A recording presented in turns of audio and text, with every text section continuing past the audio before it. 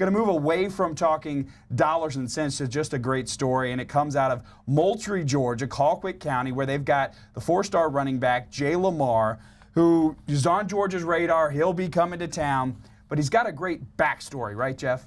Yeah, it's one of those where I kind of built the show this way, Cody, because we had to sound like we're in an economics class, and we had to sound like dollars and cents, and now this one is just pure gold. It's one of those stories that, I'm in this business to tell stories like this. You've got Jay Lamar. First of all, guys, phenomenal story. He's six feet tall, 205 pounds. He was clocked at 22.9 miles on the GPS just this week down in Moultrie. He can do a front squat of 335 pounds, an ideal RBU type tailback. Got offers from everyone in the country now, Cody, but here's the plot twist coming. The plot twist is didn't play freshman year, didn't play sophomore year, played his junior year and played pretty well, and that's why he's got all this attention. He will choose from anywhere in the country, and the story here is just so very good. All right, so let's hear our first little bit from Jay Lamar on what makes his story so special. How would you describe your story? Like when someone says, hey man, I hadn't heard of you until your junior year, what would be the reason why? Man, coming up, I was a trouble child. I honestly thank God for what he has done for me in the past few years, just because the simple fact of I was a trouble child, and if I was able to play football and keep doing what I had to do on the football field and be a trouble child, I would not be in the position I am in today. I feel like God made no mistakes about what he does, and he had my life planned out great, And just for me, man, I've been shot and all, man. Shot in the leg. Shot in the arm, you said, or shot in the leg? Shot in the leg, like. Wow, that's the bullet hole right there? Yes, sir. Wow. I done did a little bit of everything, and I really just thank God for keeping me here, blessing me, allowing me to play the sport that I love. I've been striving to play the sport. I told my mom when we was in the hospital the day that I did get shot, now, if I was to ever get another chance at football. How old were you? I was like 14, 15. Going into, that was actually my freshman year. I supposed to came back to football my 10th grade year. I got to school around like region play, but GSHS didn't qualify me. So you were shot from the leg going into your freshman year? Yes, sir. Was it just wrong place, wrong time, or was it? Wrong place, wrong time. What was the lowest part? Everybody has valleys where you're just like, man, I got to get up out of here. I got to change my life. What was that point for you?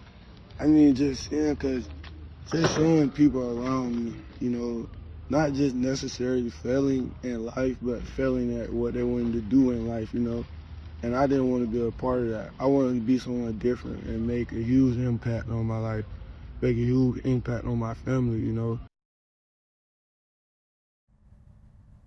So just incredible. It gets really heavy really fast with Jay Lamar, and it's, you say he didn't play. When you said that, you're like, oh, he didn't play as a freshman. I'm like, oh, it's Colquitt County, it's stuff. No, he didn't play for good reason. He got shot. Well, so it was really, and listen, he was a troubled child. What I mean by that is in the school hallways. He was fighting, he was kind of messing up, he wasn't, he was just a very angry young man, and so he was never, Cody, we got to remember, you may be a future D1 talent, but it's still a right to be able to play high school football, and you got to go to class.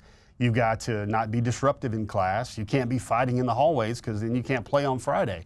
And for him, he was actually, Cody, sent to the alternative school in Moultrie. It's called the Achievement Center. And he spent, I believe, March of 2023 to October of 2023 in the AC. That's what it's called when you're just not acting right. You're disrupted to the other students. And meanwhile, the coaches at Colquitt County were like, this kid could be one of the best players in Georgia if we can just get him to do right. And at a really telling moment, he's in the hospital with his mom. Like the things that it's just amazing about this story. And he had this one soundbite in there where he's like, God makes no mistakes. He's had a great plan for my life.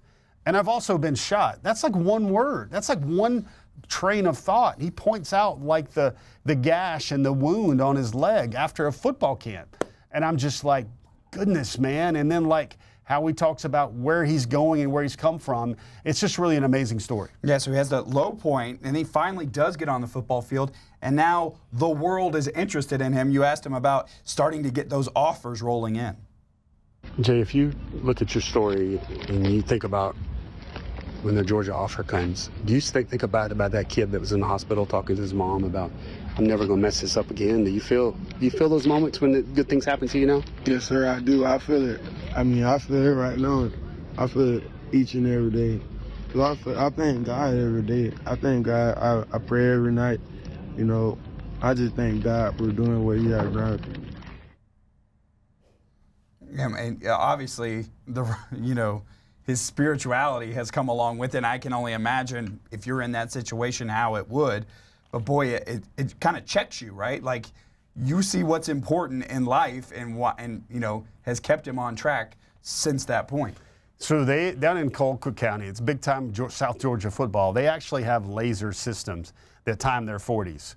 And he ran, I believe last week, he ran a pair of 4.46s on the laser.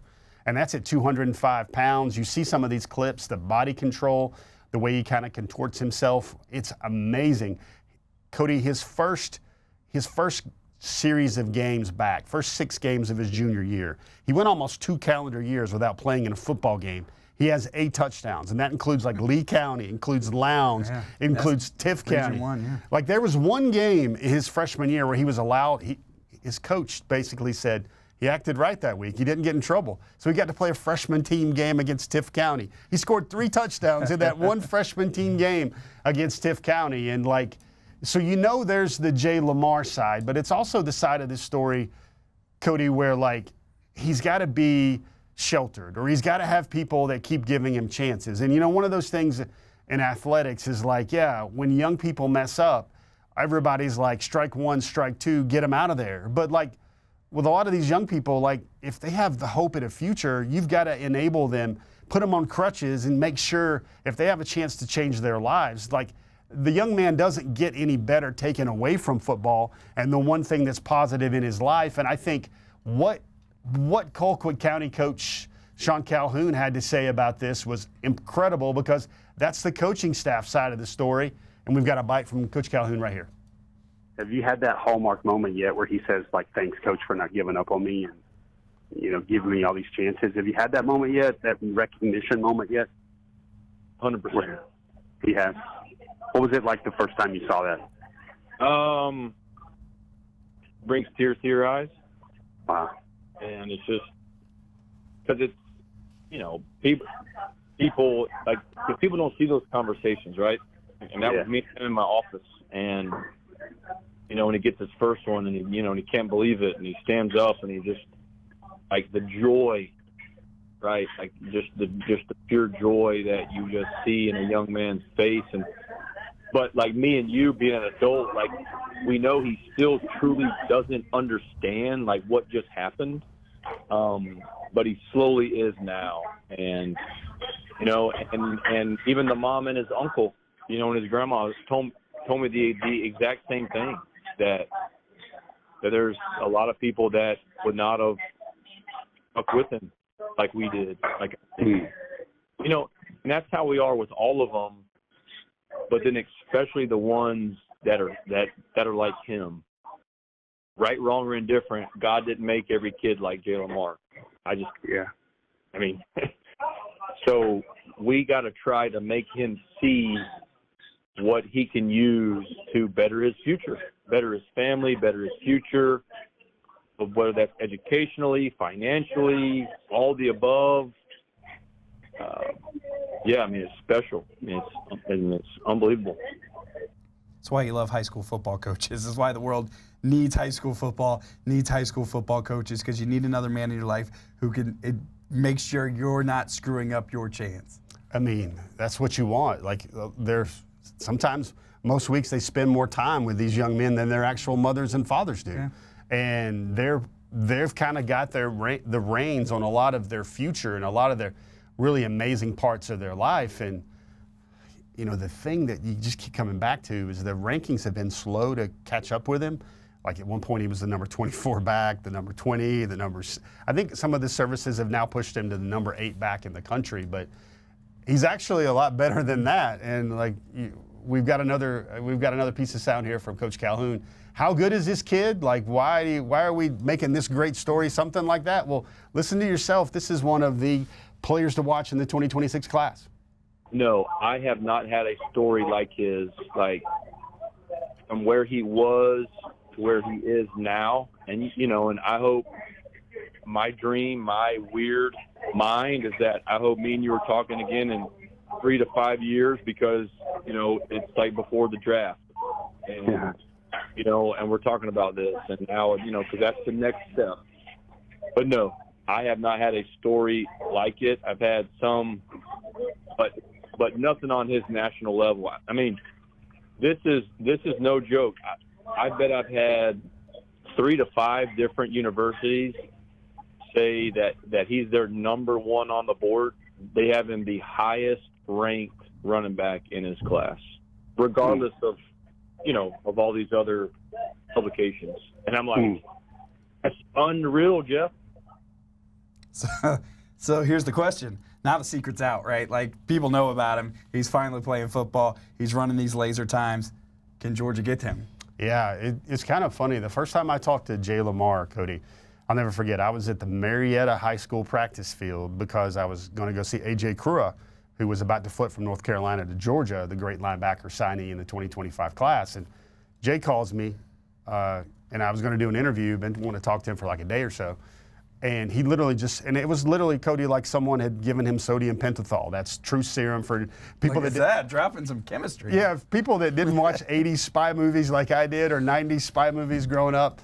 That's where it's true serum. And you've got to tell the truth. And he literally is like, listen, man, I grew up a dog. I told my mom I was going to be a dog growing up. I wear number 34. I know how special that is. Like, my dream school is being a Georgia Bulldog. And now, like, when he goes on these interviews and he's going to visit Clemson, he's going to visit Ohio State, he's going to visit probably Auburn.